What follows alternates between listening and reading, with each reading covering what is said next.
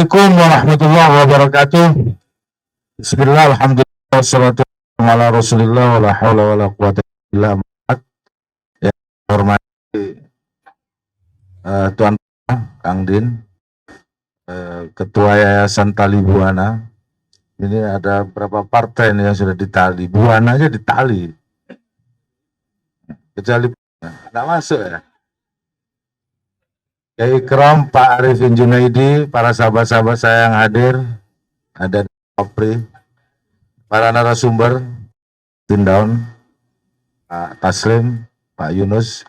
Pak Yunus tadi menangis bukan apa, bukan soal atau berat, bukan apa, karena pergantian itu khawatir P3 jadi husnul khotimah. Begini, memang membaca arah angin menurut saya ini kurang lebih 500 hari menuju 14 Februari. Masih cukup panjang. Tali Buana kok kesusu, kenapa itu justru itu. Pemilu tahun 2024 ini adalah pemilu kelima di era reformasi. Nah, dan 2024 ini berbeda dengan 2019 karena 2024 ini tidak ada incumbent yang ikut, di situ serunya. Tidak ada presiden dan wakil presiden incumbent yang kemungkinan ikut di pemilu 2024. Nah, ini susah arahnya jadinya. Kalau ada incumbent gampang sekali membaca. Nah, dan pemilu di era reformasi ini, politik sesungguhnya bukan tujuan. Politik ini hanya wasilah, hanya sarana menuju masyarakat Indonesia yang adil dan makmur. Saya malah khawatir politik atau demokrasi ini justru malah menjauhkan dari keadilan dan kemakmuran, karena kita sudah 22 tahun ini reformasi, gerak di tempat. Mungkin saja demokrasi atau pemilu yang dimaksud, kemudian pelaksanaannya kualitasnya kurang, karena terkadang dianggap dalam tim demokrasi ini, dalam bahasa Jawa itu asu gede menang kerai. Jadi yang besar itu yang menang. Bahkan menang-menangan. Padahal tidak boleh di negara demokrasi tirani mayoritas. Nah, itu terjadi sesungguhnya. Di demokrasi ekonomi kita terjadi itu. Mau tidak mau kita pasti melihat aspek itu. Bahwa saya kemarin juga didatangi oleh KPNA, Komisi Pembaruan Agraria. Dia bilang 1% penduduk Indonesia itu dia memiliki akses menguasai 68% tanah di Indonesia. Itu artinya tak pas menuju arah keadilan dan kemakmuran. Nah, 2024 kita menghadapi sesungguhnya trauma dari COVID yang 2 tahun kita tempa. Mudah-mudahan Februari 2024 tidak ada varian COVID baru. Ya, fitnah sana sini. Kita masih dalam bayang-bayang bahwa tahun ini katanya kurang bagus, 2024 mungkin gelap. Artinya pemilu itu bisa dilaksanakan tanpa incumbent dengan cuaca ekonomi yang gelap. Nah, namun karena partai politik yang menjadi pilar dari demokrasi, jadi pilar dari sarana ya untuk mendapat dan memperoleh kekuasaan politik, maka arah benar Tali Buana, ya partai politik arahnya kemana?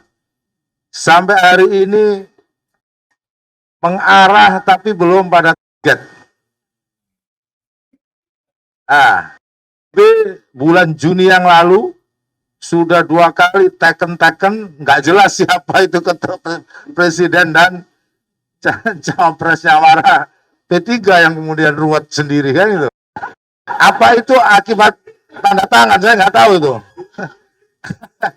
Apa akibat tanda tangan? PKB dan Gerindra di Agustus 13 Agustus yang lalu kontrak fakta piagam perjanjian dengan Gerindra. Artinya ini masih 500 hari, ini sudah pada cari menuju arahnya, ya nggak terarah-terarah masih. Sama juga dengan Nasdem, jadi mengumumkan 3 calon presiden, tapi tidak ada partai koalisinya. Padahal disebut oleh Pak Taslim tadi, kata Pak Sitindaun, kalau kurang satu aja nggak bisa. Nah, walhasil sampai hari ini sungguhnya peta politiknya masih belum jelas arahnya. Tetapi ada indikasi kelihatannya. Tapi ini kalau pers jangan dilihat, jangan terlalu dikutip ya, bahwa Pak Jokowi akan ikut bermain di 2024. Ada kutip tapi kelihatannya itu tidak seperti Pak SBY gitu. Nah, itu akan membuat situasi di 2024 lebih sulit diprediksi. Itu Pak Sitindaun. Kira-kira gitu Pak Sitindaun ini sampaikan. Nah,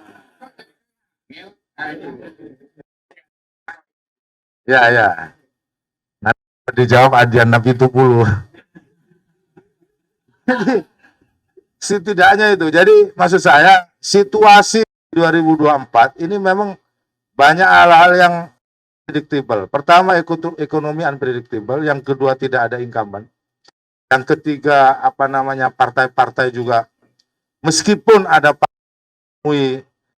parliamentary presiden, ambang batas presiden, tapi juga tidak memiliki keberanian untuk mengumum sendirian. Kalau PKB sudah pasti. Kalau PKB dari awal kami sudah memutuskan presidennya Pak Muhaimin. Itu sudah pasti Pak. Itu sudah pasti dan semua menuju ke arah sana kalau PKB. Tidak ada ngaling-ngaling karena kami punya kader. Berbeda dengan Nasdem yang selalu nyari kader dari luar. Gitu. Makanya Pak Hermawi ikut di situ, Pak Fendi ikut di situ, memang ahlinya itu memang transfer gitu Pak. Ahlinya ditransfer, tapi nggak ada masalah. Karena memang setiap klub punya strategi masing-masing. Nah, kalau PKB, pemilu 2024 itu adalah pemilu rezim serentak antara Pilpres dan Pileg, maka tidak mau seorang tokoh partai atau ketua umum partai untuk membesarkan partainya, dia harus maju menjadi calon presiden. Nah, seperti yang Gus Muhaimin lakukan. Kenapa Pak Soeharto enggak? Karena enggak nyalon presiden. Coba nyalon malah bagus tuh. Nyalon wapres ketika itu malu-malu gitu. Nah, memang partai politik seperti PKB atau kami yang dibilang oleh Pak Taslim tadi, kita memang pelanjut Gus Dur. Salah satu yang dimiliki Gus Dur itu nggak ada rasa takut. Keberanian itu penting. Nah, bagi PKB 2002, mumpung tidak ada incumbent, ya kan? Ya, mumpung tidak banyak hambatan, semua tokohnya rata-rata ombak. Kalau hasil survei itu kan, yang nggak tahu soal mereka. Semua tokoh rata-rata ombak, kami bisa meyakinkan kepada juga, toh kami boleh dong untuk diuji, gitu. Nah, kalau jadi nggak gampang PKB, nggak gampang melihat 2024 dari sisi soal keputusan partai. Tapi yang kami gampangkan, apakah pemilu 2024 itu menjadi terminal bagi harapan baru Indonesia ke depan. Kalau di situ salah, maka posisinya akan lebih sulit lagi karena ekonomi sudah sulit. Ternyata yang pemimpin yang tidak juga memunculkan harapan baru. Nah, dari itu semua saya apresiasi kepada Talibuan dan teman-teman semua yang hadir di sini. Marilah partai-partai politik ini juga diberikan masukan. Tidak hanya lembaga survei saja yang berhak memberikan masukan dengan surveinya yang variatif sesuai dengan arahnya masing-masing. Nah,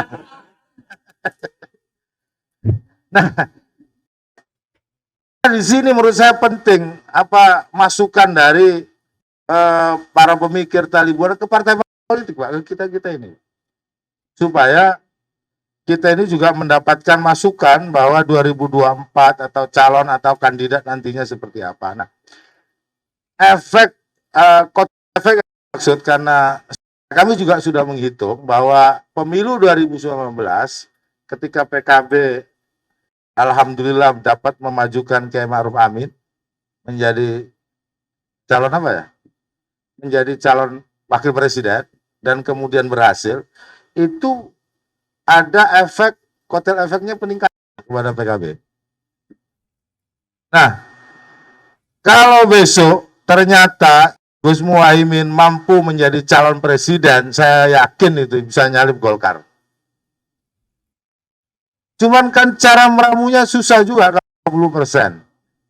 20% sementara PKB punya separuh tiket, 10%.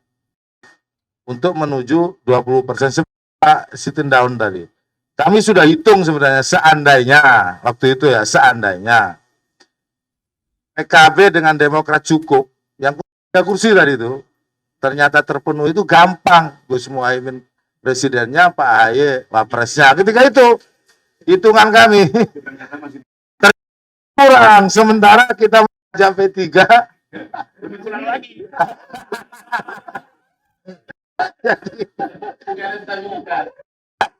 Nah, akhirnya di antara yang berkoalisi hari ini yang secara tertulis jelas dan cukup ya PKB dengan pokoknya cukup menuju ambang batas presiden. Tinggal mencari hari baiknya. Mudah-mudahan Pak Hermawi segera mengumumkan, karena yang transfer kan di nah, mereka sudah umumkan. Nah, apakah nanti Pak Anies dengan Mas AHY atau Pak Anies dengan Pak Hehu, kan di antara itu aja. Di antara itu aja. Meskipun di antara itu, tapi tidak mudah carinya gitu. Nah, kalau nanti putuskan lebih awal ternyata, artinya begini, ini kan pembalap Pak.